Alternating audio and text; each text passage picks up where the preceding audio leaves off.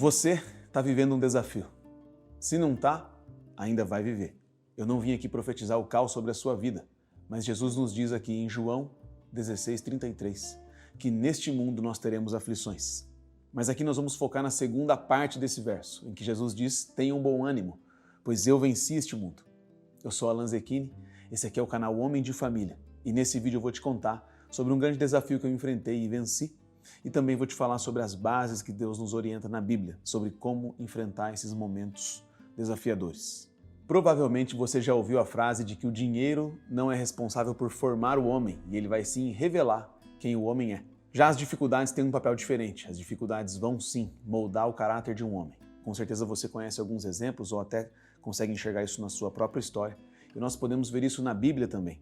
Desafios que homens viveram que tiveram conexão direta com a formação do caráter deles. É claro que existem situações e situações. Existem dificuldades que a gente vive por circunstâncias que nós mesmos causamos, por escolhas ruins, mas também existem aquelas que o Senhor permite que a gente passe, para que Ele possa forjar em nós o caráter que Ele quer produzir, para que nós possamos ter as competências necessárias para as missões que Ele colocará em nossas mãos. Isso já aconteceu comigo, isso já aconteceu com alguns homens na Bíblia. Vamos falar disso. Para eu te contar sobre esse desafio que eu superei, eu vou voltar no ano que eu me casei, 2015. Eu me casei com a minha princesa, Flavinha, e a Flávia é um pouco mais velha do que eu. Naquele momento eu começava uma carreira profissional em uma nova área, trabalhei 5 anos na área comercial e nesse momento eu tinha transitado para a odontologia, em que eu estudei, me formei e estava começando a carreira, e a Flávia já estabelecida na profissão que ela tinha se formado, mestrado, e já tinha experiência de alguns anos em um grande escritório. Flávia é engenheira civil. E desde que eu conheço a Flávia, ela já abriu o coração para mim dizendo que, apesar de ter uma ótima carreira, o sonho do meu coração é, em um momento oportuno, cuidar da minha família. Quando nós tivermos as crianças, eu quero me dedicar a cuidar de vocês. Esse é o desejo do coração dela. Desde que nós namorávamos, ela me falava sobre isso. E eu vou te falar uma coisa, irmão, os desejos do coração da minha esposa são os meus desejos. Eu fico muito feliz de poder lutar e conquistar os sonhos que ela tem. São muitos. Eu ainda vou ter que correr muito, mas esse a gente conseguiu. E não foi fácil. Diante daquela situação, nós, no começo da nossa vida de casados, a Flávia tinha uma remuneração maior do que a minha. E eu ali começando na profissão. E naqueles primeiros anos, abri o consultório, operava em alguns outros consultórios, atendia até fora de Marília, que é a cidade que a gente mora. Mas não estava fácil. Eu vinha crescendo aos poucos, mas sabia que naquela carreira eu teria que ter paciência diante de um cenário onde, na região onde nós moramos, existe uma concorrência muito grande. Muitos profissionais se formando por ano na faculdade da cidade e nas faculdades da região. Enfim, 2020, pandemia. Tudo fechado. Consultórios odontológicos, um local que o jornal relatava 100% de chance de contaminação. E então a vigilância sanitária imediatamente ordenou que todos os consultórios ficassem fechados. Quem abrisse levaria uma multa de R$10 mil por dia. Já no segmento da Flávia, o movimento contrário. Engenharia civil, na pandemia, uma explosão de obras. E o trabalho da Flávia, ela começou a executar de casa e agora não tinha mais o filtro do escritório nas ligações que passavam por outras pessoas e ela atendia quando possível. E agora todas as obras tinham o próprio celular dela.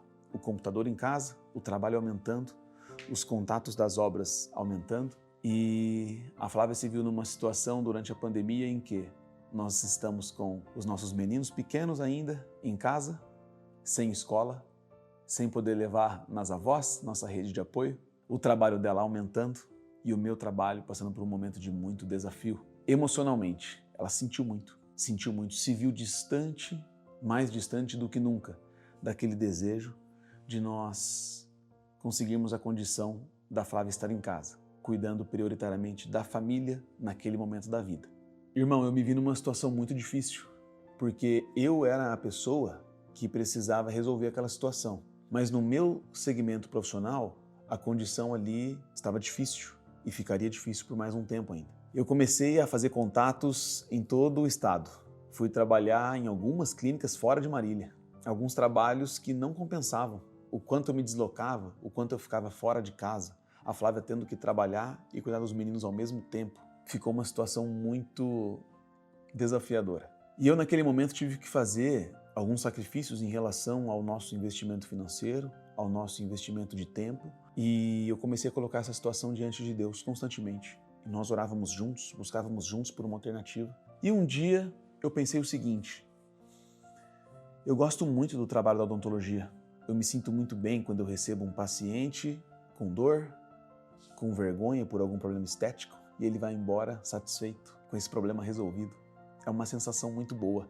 Aqueles anos em que eu exerci a profissão, eu não vou me esquecer da satisfação desses momentos. Mas eu não sei fazer só isso. Eu vou fazer outra coisa. Eu vou conseguir.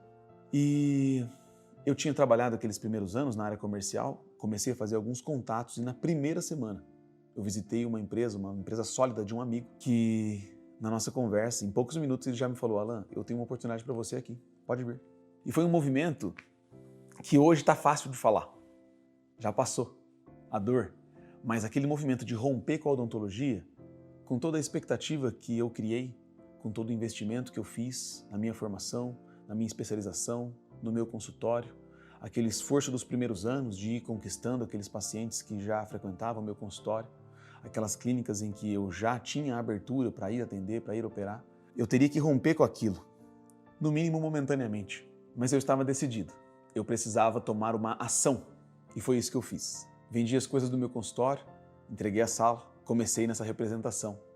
E era um modelo de trabalho que ele não aproximava a minha condição financeira da minha condição que eu estava tendo na odontologia, mas era um começo. Eu fiquei um mês naquela primeira oportunidade e outra empresa, já muito maior, para uma vaga superior, me deu essa oportunidade. E eu, um mês depois, estava colocado de uma forma que eu estava diante de uma bela oportunidade. Em uma empresa onde eu encontrei uma equipe, uma gestão que acreditou em mim. E eu cheguei com muita fome.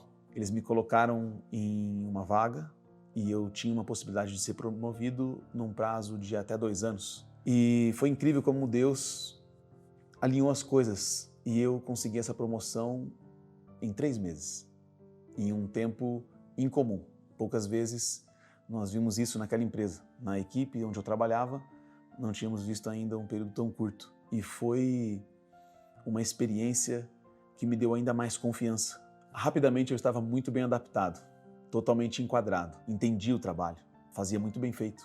E em paralelo a isso, eu encontrando satisfação novamente de trabalhar naquele segmento comercial, a minha sensação era que na odontologia eu era um dentista tecnicamente bom, preparado para isso, mas nesse setor de marketing, comercial, vendas, eu colocava o meu melhor para jogo.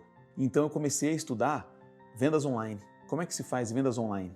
E eu fiz vários cursos, aprendi muitas coisas. Aprendi a editar vídeos, aprendi a fazer páginas, aprendi a fazer design, aprendi a fazer automações de e-mail marketing, aprendi tudo o que era necessário para que você pudesse vender pela internet. E eu me envolvi em muitos projetos. Projetos meus, tentativas que eu fiz, prestei serviço para outras empresas, e fui aprendendo ao longo dos anos. Enquanto eu conciliava aquele trabalho da consultoria médica, eu também fazia esse trabalho no digital em paralelo, porque era um trabalho que eu poderia fazer nos horários que eu precisasse. Então, eu abri uma empresa de edição de vídeo junto com um amigo, nós tivemos muitos clientes, eu prestei serviço para empresas que precisavam fazer da internet um novo canal de aquisição e encontrei uma nova oportunidade ali. No laboratório em que eu estava trabalhando, na consultoria, na representação, eu, em 3 anos, fui promovido 2 vezes. Esse meu trabalho com o digital, crescendo, me trazendo também uma rentabilidade. E daquele cenário que eu estava lá na pandemia, com um desafio gigante, não sabendo para onde olhar. 1 ano e meio depois, nós tínhamos realizado o sonho da minha esposa. E mais alguns, vou te contar. A Flávia tinha esse sonho de se dedicar à família integralmente nessa etapa da vida. E também tinha um outro sonho. Nós já tínhamos o Luca e o Rafa, e nós queríamos ter a Sara. Mas o nosso combinado era, nós só vamos ter o 3º filho quando a gente alcançar a condição da Flávia estar em casa. E 1 ano e meio depois, nós estávamos com a Flávia já fora do trabalho, se dedicando unicamente à família, grávida da Sara, e ainda nós realizamos mais um desejo, que lhe parecia estar distante, mas Deus nos surpreendeu. Nós moramos num apartamento nos nossos primeiros anos de casado. E os meninos crescendo, o apartamento começa a ficar pequeno, especialmente depois da pandemia, que nós ficamos tanto tempo ali dentro. E nós começamos a sonhar com uma casa. Mas nós tínhamos essas prioridades. A Flávia sair do trabalho, a Sara chegar. Mas naquele 1 ano e meio, além desses 2 primeiros objetivos, nós também mudamos para uma casa. Exatamente como nós queríamos. No bairro onde nós queríamos, com a distribuição que nós queríamos na casa. Exatamente como nós sonhávamos. Irmão, o nosso Deus é um Deus de grandes coisas. O nosso Deus é um Deus que vai com a gente lá no nosso desafio. Isso não aconteceu só comigo. Eu vou te dar alguns exemplos da Bíblia aqui. Você provavelmente conhece a história de Daniel, que muito jovem foi trazido junto com o povo de Deus para a Babilônia e os babilônicos separaram ali alguns rapazes que claramente tinham uma condição, uma instrução melhor para algumas funções especiais. E Daniel ele começa a se destacar. E ele começa, inclusive, a despertar inveja em algumas pessoas que cercavam o rei. E eles armam uma situação onde toda pessoa que adorasse a Deus seria jogada na cova dos leões. Daniel, obviamente, não parou de orar ao nosso Deus. E imediatamente ele foi pego, levado até o rei, que apesar de gostar muito de Daniel, teve que cumprir a sua palavra e ordenar que ele fosse jogado na cova dos leões. Abriram a cova, jogaram Daniel lá dentro, fecharam a cova. No outro dia, o rei pela manhã vai até a cova, como quem estava curioso, esperançoso, para saber se o Deus de Daniel era realmente tão poderoso. E o rei grita lá de fora: Daniel, o seu Deus pôde te salvar dos leões? E Daniel responde lá de dentro para o rei: sim, rei, o meu Deus me salvou. Daniel é tirado com vida, intacto, da cova dos leões. E o rei viu que o Deus de Daniel era o verdadeiro Deus. Imediatamente ele ordena que os homens que apontaram para Daniel e influenciaram o rei naquela decisão, esses sim fossem jogados na cova. E a Bíblia diz que esses homens nem chegaram no chão. Os leões pegaram no ar e já os despedaçaram. Outra história que eu quero te falar rapidamente. Sadraque, Mesaque e Abidnego, amigos de Daniel. Por um motivo muito semelhante, eles foram jogados em uma fornalha. A fornalha era tão quente que os homens que foram jogá-los lá dentro morreram de calor. Sadraque, Mesaque e Abidnego foram jogados dentro da fornalha por não se prostrarem a outro Deus, e somente ao único Deus, o Deus da Bíblia, o nosso Deus. E o rei vendo de longe aquela cena, conversando com aqueles que o rodeavam, eles disseram: nós não jogamos 3?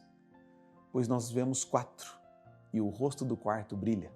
Por que eu estou te contando essas histórias, meu irmão? Muitas vezes Deus não vai nos livrar dos desafios. Lembra da palavra que nós começamos lendo aqui?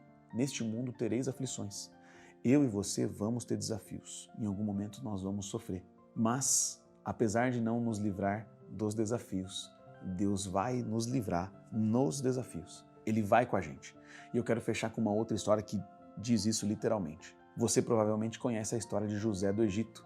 José, enquanto adolescente, por ciúmes dos irmãos, foi vendido como escravo por eles. E eles enganaram o pai, dizendo que o menino tinha sido morto por um animal no deserto. José viveu anos como escravo. Depois, foi preso injustamente e ficou anos preso. Mas, sabe o que a Bíblia diz? Que Deus era com José na prisão. Dentro das dificuldades, José foi um homem que guardou o seu coração e sempre confiou que Deus era com ele. E a Bíblia diz que Deus era com ele, mesmo nessas adversidades. Ele sai dessa condição de um estrangeiro, escravo, preso, para se tornar o governador do Egito. O rei teve que lidar com uma situação em que nenhum dos sábios do reino resolvia. Mas José resolveu, porque Deus tinha algo preparado para José. E ele se manteve na direção correta, na direção do Senhor. Manteve o seu coração crendo no que Deus tinha para ele. Lá nas dificuldades, Deus foi com ele.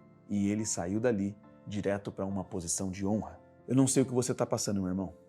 Eu não sei qual é a sua dificuldade, qual é o seu sofrimento. Mas eu sei de uma coisa: o Senhor é a sua saída. Vamos ler juntos aqui esse versículo de Tiago, capítulo 1, versículos de 2 a 4.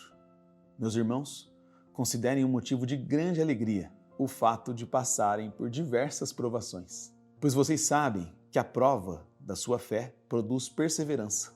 E a perseverança deve ter ação completa, a fim de que vocês sejam maduros e íntegros, sem lhes faltar coisa alguma.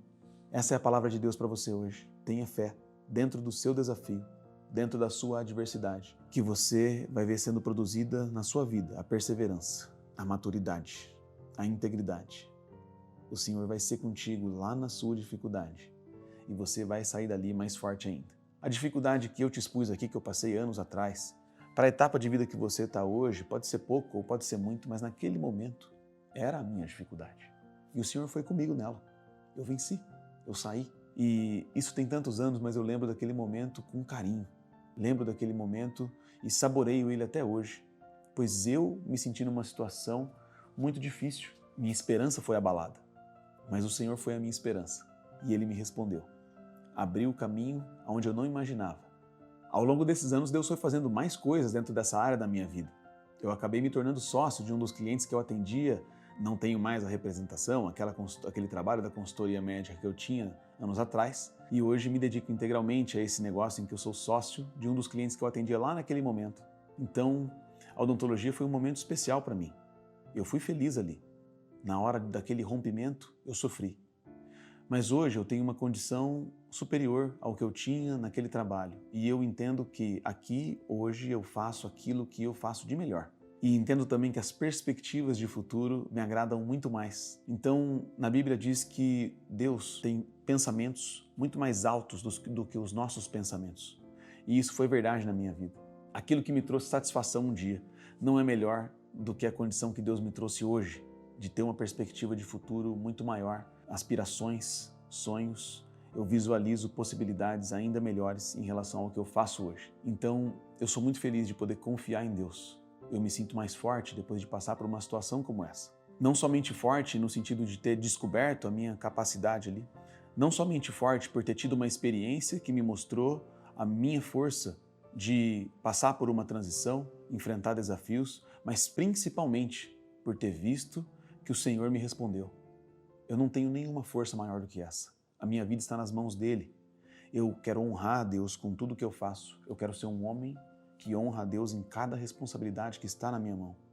E eu tenho certeza que Ele vai me honrar de volta. Essa é a promessa dele para nós. Deus não é homem para mentir. Vamos ler uma última instrução de Deus sobre isso aqui juntos? Por isso, aqueles que sofrem de acordo com a vontade de Deus devem confiar a sua vida ao seu fiel Criador e praticar o bem. Olha só, vamos ver isso junto. Aqueles que sofrem de acordo com a vontade de Deus, tem momentos que você passa desafios que é da vontade de Deus que você passe. Devem confiar a sua vida ao seu fiel Criador. Então, nesse momento, você confia nele. Creia que ele é fiel, que ele é contigo. E praticar o bem. Você precisa fazer o que é certo, mesmo no momento de dificuldade. Essa é a palavra de Deus para você hoje, lá em 1 Pedro 4,19. Estou te deixando as referências aqui para que você possa visitar esse texto novamente. Eu tenho certeza que você vai sair desse desafio mais forte do que você entrou, ainda mais consciente da presença e do cuidado de Deus sobre a sua vida. Vai ser assim. É a promessa dele. Você só precisa fazer o que ele te ordena aqui. Confia no teu fiel Criador. Busque a ele. Pratique o bem. Aqui nesse canal, eu também faço uma série de vídeos chamada Afiação, onde nós contamos histórias de homens que foram afiados, aprimorados por Deus ao longo de suas vidas. Eu vou deixar o link aqui de uma história de um amigo meu que também foi afiado por Deus enquanto crescia e se desenvolvia como homem. E você pode ali encontrar mais uma história que vai te inspirar, trazer mais esperança para o seu coração, para que você creia que Deus também vai fazer assim na sua vida. Meu irmão, não se esqueça, o mundo muda quando um homem honra a sua família. Tamo junto.